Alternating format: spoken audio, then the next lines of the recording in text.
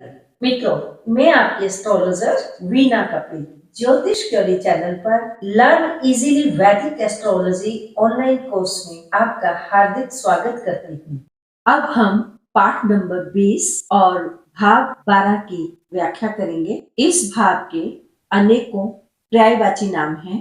इसे द्वादश भाव, व्यय भाव, खर्च भाव, अंत्य भाव, रिफ, व्यसन, मृत्यु, मोक्ष, हानि, दुख स्थान इत्यादि नामों से पुकारा जाता है। इस भाव की विशेष क्लासिफिकेशंस भी हैं। इस भाव को त्रिक तथा आपोक्लिम भी कहते हैं। भाव स्वामी को वैश या द्वादशेष कहते हैं। इस भाव का कारक शनिदेव है।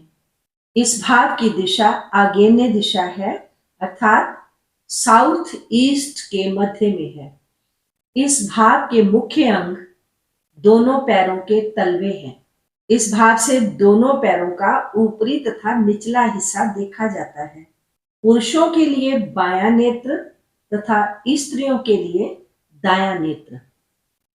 इस भाव से नेत्र पीड़ा, दृष्टि के दोष, थकान, तनाव, नींद तथा नींद की बीमारियां, असमय नींद का टूट जाना, निद्रा भंग हो जाना तथा इस भाव से अंग भंग होना, अपंगता होना देखा जाता है। रिश्तों में इस भाव से चाचा तथा छोटी बुआ, क्योंकि दशम से तीसरा स्थान होने के कारण पिता के छोटे बहन भाई का स्थान हुआ। इस भाव से जेल वाले मित्र तथा शत्रु देखे जाते हैं। छोटी मामी तथा छोटे मौसा देखे जाते हैं, क्योंकि छठा भाव माता के छोटे बहन भाइयों का होता है। तो छठे से ये भाव सातवां है, इसलिए इस भाव से छोटी मामी तथा छोटे मौसा देखे जाएंगे।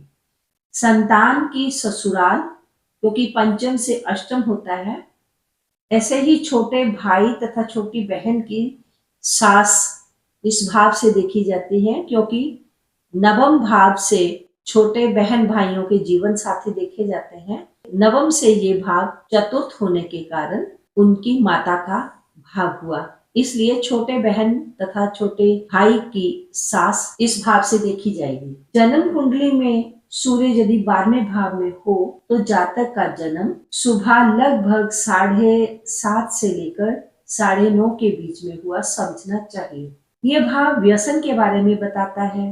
इस भाव में बैठे ग्रह धन के खर्च होने का तरीका बताते हैं, अर्थात साधन की किस ढंग से खर्च होगा ये बताते हैं। यदि इस भाव में अग्नि तत्व के ग्रह सूर्य और मंगल हुए और यदि इन ग्रहों पर पाप ग्रहों की दृष्टि हुई या इन ग्रहों के साथ पाप ग्रह भी बैठे हुए तो अग्निकांड से धन की हानि होगी। इस भाव में यदि मंगल और बुध या फिर मंगल के साथ शुक्र 12वें भाव में बैठे हों और उन पर छठे भाव में बैठे हुए चंद्रमा की दृष्टि पड़ रही हो तो जातक नाचने गाने वाली वैश्याओं पर धन लुटाता है। यह भाव दुख स्थान है, अशुभ भाव है। इस भाव का स्वामी कुंडली में जहां भी बैठ जाएगा उस भाव के फल की हानि करेगा। इस भाव में क्रूर ग्रहों का रहना शुभ माना जाता है। इस भाव की गणना यात्राओं वाले भावों में होती है और इस भाव से विदेश में पक्के तौर पर सेटल हो जाना देखा जाता है। यदि इस भाव में उच्च ग्रह मित्र राशि के ग्रह हुए, शुभ ग्रह हुए तो सुखद हवाई यात्रा होगी। इस भाव में आया हुआ ग्रह जिन जिन भावों का स्वामी होता है उन सभी भावों के लिए अशुभ फल देता है। इस भाव से मुख्य तौर पर जेल खाना, पागल खाना, दवा खाना, बायां नेत्र, विदेश में सेटलमेंट, हर प्रकार का खर्च, जेल यात्रा, मोक्ष, दान, शयन सुख, भोग विलास, व्यसन, रोग, दंड और नींद को देखा जाता है। काल पुरुष की कुंडली में इस भाव में मीन राशि आती है। द्वादश भाव को व्यय स्थान भी कहते हैं। इस भाव से जातक की मृत्यु देखी जाती है। उसकी जिद या हठ भी इसी भाव से देखा जाता है। इस भाव से खर्च अर्थात फिजूल खर्ची, धन की हानि, धन का नाश, व्यापार में घाटा, खेती आदि विभिन्न कार्यों में किसी भी प्रकार का व्यय हो 12वें भाव से विचार करना चाहिए। शुभ ग्रह शुभ कामों में खर्च करवाते हैं और अशुभ ग्रह अशुभ कामों में व्यर्थ का खर्च करवाते हैं। वस्त्र आभूषण, सवारी, मकान, जायदाद, विवाह उत्सव, यज्ञ, धार्मिक संस्थाओं को दान देना, ये कुछ ऐसे खर्च हैं जिन्हें हम शुभ खर्च कहते हैं। और यदि पाप ग्रह हुए तो अशुभ कार्यों में खर्च करवाएंगे, बीमारी में खर्च करवाते हैं, राजदंड भुगतना पड़ सकता है, जुर्माना देना पड़ सकता है, इनकम टैक्स में धन चला जाता है, दंड में सट्टे का घाटा लग जाना, चोरी हो जाना या लूट मार में धन का लुट जाना, ये सब अनिष्ट व्यय हैं, दुख देने वाले खर्च हैं। अपने मकान से निकाले जाना या अपनी जगह से ही पृथक हो जाना और नुकसान में जाना, विकलता, पाप, नरक में गिरना, इन सब परेशानियों का माध्यम व्यय भाव बनता है। अतिरिक्त और आकस्मिक खर्च, विशेषकर हॉस्पिटल का खर्चा, अस्पताल में इलाज का होना अर्थ हानि दिखाता है। शत्रु का भय, गुप्त शत्रुओं का होना, शत्रु द्वारा विरोध किया जाना, शत्रु पक्ष से हानि होना, शत्रुओं से झगड़ा होना, उनसे वैर विरोध, संघर्ष, विवाद, शत्रु द्वारा बंधन, किसी को जब कैद कर ले, शत्रु के घर पर बंधक हो जाना, शत्रु से मिलने वाली पीड़ा और दुख, ये व्यय भाव अर्थात 12वें भाव से देखे जाते हैं। जेल, कारावास, बंधन, क्रोध, क्षोभ, गुस्सा, शरीर का कष्ट, चोट, पीड़ा, मानसिक क्लेश और संताप। मानसिक पीड़ा, दुख, मन का दुख, संताप, क्लेश, मनोव्यथा, मानसिक असंतुलन, व्याकुलता, व्यग्रता, बेचैनी, जातक का दीनहीन अवस्था में चले जाना, स्वभाव में दीनता आना, बेबसी होना और कभी कभी पिता तथा भाई से बिछुड़ने का डर, भय, पिता संबंधी सुखों के नष्ट हो जाने की चिंता और डर, पैतृक भूमि का छूट जाना और चोरी गया हुआ माल वापस ना मिलना, ये सब 12वें भाव से देखा जाता है। यदि 12वां भाव शुभ हुआ तो छठे भाव से सप्तम होने के कारण ऋण, रोग, शत्रु का नाश करेगा या इनसे मुक्ति का विचार हमें करना चाहिए। यदि ये भाव शुभ हो या शुभ ग्रहों के द्वारा दृष्ट हो या शुभ ग्रहों से युक्त हो, तब दुख तथा पीड़ा से मुक्ति भी दिलाता है, स्वास्थ्य या आरोग्य का लाभ देता है, कलेश कष्ट की समाप्ति हो जाती है, कर्ज से छुटकारा मिल जाता है, हाथी, घोड़े, अन्य वाहन, वैभव सामग्री का मिलना, पिता की संपत्ति का मिलना या पिता की भू संपदा का मिलना, और ये चीजें भी इस भाव से देखी जाती हैं तब जब ये भाव शुभ हो। यदि इस भाव में अशुभता हुई तब सामान्य जन से विरोध या समाज विरोधी कार्य करेगा। इस भाव से दुर्भाग्य, पतन, अवनति देखे जाती हैं। षड्यंत्र, धोखा, विपत्तियां, दरिद्रता, बर्बादी, बाधा, रुकावट इस भाव के कारक तत्वों में आती है। दंड, राजकीय संकट, हर तरह की गिरावट, नौकरी का छूट जाना, जब पद तथा अधिकार की कमी हो जाना, पद से उतर जाना अर्थात अपदस्थ हो जाना, सत्ता या अधिकार की कमी हो जाना, बंधन, जेल संबंधी सभी बातें इस भाव से देखी जाती हैं। जेल में जाना, जेल में नौकरी करना, चाहे आप गुनाह करके जेल में गए या जेलर हैं, जेल में नौकरी कर रहे हैं या वहां कोई और कार्य कर रहे हैं, इस भाव से जेल वाले मित्र तथा शत्रु भी देखे जाते हैं। रोग, ऋण, शत्रु छठे भाव से शुरू होते हैं और उनका रिजल्ट 12वें भाव में मिलता है। ये भाव जातक की मृत्यु के बारे में बताता है, स्वर्ग में जाना या नरक में जाना, उसके दैवीय ज्ञान के विषय में बताता है, मोक्ष के बारे में बताता है, मृत्यु के बाद प्राणी की गति कैसी होगी, व्यक्ति के मन की उदारता, दान व त्याग संबंधी सभी खर्चे, चाहे दान पुण्य दंड है अथवा निवेश में धन का खर्च हुआ हो अर्थात आर्थिक हानि हो, त्याग, इष्ट कर्म में हुआ खर्च भी इसी भाव से देखा जाएगा। ये भाव भोग का है, शैया सुख का है, शैया स्थान अर्थात बेडरूम का है, नींद का है, पति पत्नी के साथ का है, जीवन साथी की मृत्यु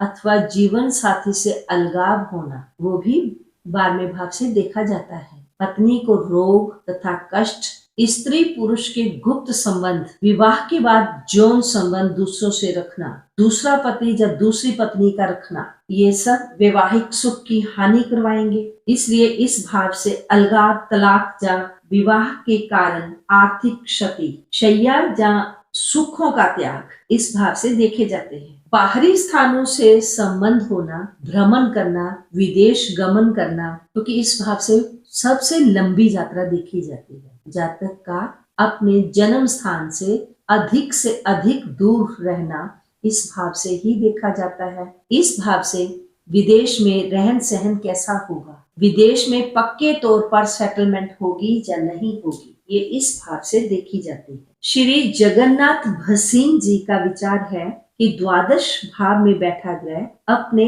कारक तत्व का खर्च बढ़ाता है, अर्थात इस भाव में जो भी ग्रह बैठा होता है वे अपने कारक तत्व के अनुसार स्वयं का खर्च अर्थात स्वयं की हानि करता है। उदाहरण के लिए यदि इस भाव में मान लो सूर्य है तो सूर्य देव क्या करेंगे, आंख के अधिक प्रयोग से दृष्टि दोष दे देंगे। अगर चंद्र हुए, क्योंकि वो भावुकता का ग्रह है, जातक को अधिक संवेदनशील और भावुक बना देगा। यदि मंगल देव हुए, मंगल देव होने पर जातक स्वयं को थकाकर चूर करने की प्रवृत्ति वाला होगा। जातक अनावश्यक अधिक परिश्रम कर अपने को पीड़ा देता है। यदि इस भाव में बुध हुए, बुध क्योंकि बातूनी बनाता है, लेकिन जब 12वें भाव में होगा तो निरर्थक बातें करने वाला और अनावश्यक जानकारी जुटाने वाला इंसान बना देगा।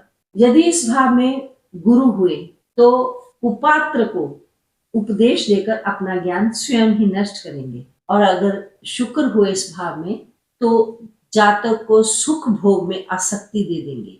कोई जातक रति सुख लोभी हो जाएगा और व्यसनी हो जाएगा। यदि इस भाव में शनि हुए तो भोगों में अरुचि देता है शनि, और कभी तो स्नायु रोगों की संभावना भी बढ़ा देता है। यदि इस भाव में राहु केतु हुए, ये बहुधा अलगाव देते हैं, पृथकता देते हैं। तो कोई जातक पर घर कुटुंब से दूर अन्यत्र जा बसता है। इस विवेचना से स्पष्ट होता है कि ग्रह जिस चीज का कारक होता है, जैसे सूर्य आंख का कारक, चंद्र भावनाओं का कारक, मंगल शारीरिक क्षमता का कारक, बुध बुद्धि का कारक, गुरु ज्ञान का कारक, शुक्र भोगों का कारक है, शनि वायु का कारक है, राहु केतु अलगाव के कारक है। जिस चीज का कारक ग्रह होता है उसी कारक तत्व के कारण जातक स्वयं को ही दुख देना शुरू कर देता है। एकादश भाव अर्थात 11वां भाव यदि लाभ का भाव है तो द्वादश अर्थात 12वां भाव हानि, खर्च, व्यय, क्षति, त्याग या पृथकता का भाव है। इस तरह 11वें भाव में ये दूसरा स्थान अर्थात लाभ का स्थान बनेगा। फिर इस भाव को हानि भाव क्यों कहा जाता है? यदि हम गौर से देखें तो पाएंगे कि द्वादश भाव 9वां भाव अर्थात हमारे धर्म और भाग्य से चतुर्थ या सुख स्थान बनेगा। चौथा भाव बनेगा ना, चौथा भाव सभी की कुंडली में सुख स्थान होता है, तो ये 9वां का चौथा बनेगा। अर्थात इसका संबंध दान, धर्म और परोपकार से जोड़ना चाहिए। व्यय स्थान 10वें भाव से अर्थात कर्म भाव से तीसरा स्थान बनता है। तीसरा भाव पराक्रम का भाव होता है, इसलिए कार्य क्षेत्र में विस्तार के लिए ये भाव निवेश को दर्शाता है। किंतु लाभ स्थान से दूसरा भाव होने के कारण अर्थात मार्ग स्थान होने से कभी कभी लाभ में कमी या धन हानि को दर्शाएगा। यही कारण है कि धन स्थान होते हुए भी लाभ भाव के लिए ये भाव हानि का भाव हो जाता है। जन कल्याण की भावना से किया गया खर्च समाज में यश, मान, प्रतिष्ठा देगा। सभी प्रकार के दुख व दोष से हम मुक्त हो जाएंगे। यही द्वादश भाव का मूल रहस्य है। आज के लिए बस इतना ही। वीडियो के अंत तक बने रहने के लिए आपका धन्यवाद। आपको वीडियो कैसी लगी प्लीज कमेंट सेक्शन में जाकर कमेंट्स के माध्यम से फीडबैक अवश्य दें। चैनल पर पहली बार आए हैं तो चैनल को सब्सक्राइब करना ना भूलें। मिलती हूँ एक नई जानकारी के साथ, तब तक अपना ध्यान रखें, स्वस्थ रहें, मस्त रहें, सदा हंसते मुस्कुराते रहें। ओम नमः शिवाय।